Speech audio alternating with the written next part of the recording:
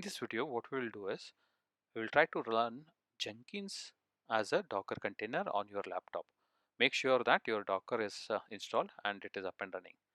Go to Docker Hub and click on Explore and search for Jenkins/Jenkins.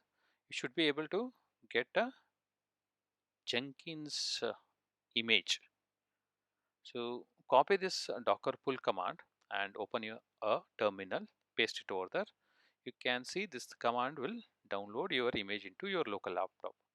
Before that, what we will do is we will go and check whether any images are present on our laptop. Let us check docker space image space list. If, as you could see, we don't have any images, hence only the heading is present. You can go to Docker desktop, click on images, you cannot find any images. Similarly, containers also empty.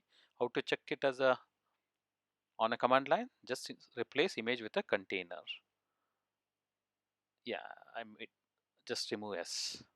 If you could see, only headers are present, nothing, there are no containers present. Now what we will do is we will download the Jenkins Docker image from Docker Hub to our local laptop. Okay, this requires an internet, so make sure that your internet speed, depending on the bandwidth, that will you will be able to download it. As you could see, our Jenkins image has been downloaded on your laptop. If you could type Docker image list, you should be able to see our image can be seen here. If you open the Docker desktop, click on the images, you should be able to see the same output. The image has been downloaded on our laptop. Now let us go and run the command to install our containers. So as you could see, nothing is running, right? So now let us run the command to run our Jenkins image, docker run. So as you could see, docker run is a command, hyphen name my Jenkins we have given it. It's the name of our container. -p space -p is for the port. So yeah, I'm calling it as a Jenkins -p, after that local port and the container port. Container port and the local port. -t is for a detached mode, and the next is the our image name, which we gave it, which we have just now downloaded it.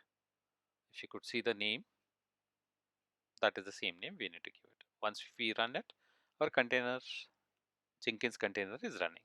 If we do docker container list, you could see our Jenkins is running as a container. Let us, and it is running on a 8080 port. So if we do a local host, you should be able to see it. If you click on containers, as you could see, it has been running right in a green color. So there is a hyperlink is there. You can click on that. It should open up our Jenkins. So let us go and click it. So if you could see localhost 8080. So now let us go back to the our Docker desktop. Here you could see the initial password. It has been kept in the container. Let us grab that and paste it over here and click continue. So once it has been gone past, right, just click on select the default plugins which we wanted to install. Now once all the plugins has been installed, right, we'll be gone into the next page. So just skip it, okay, and just say start Jenkins.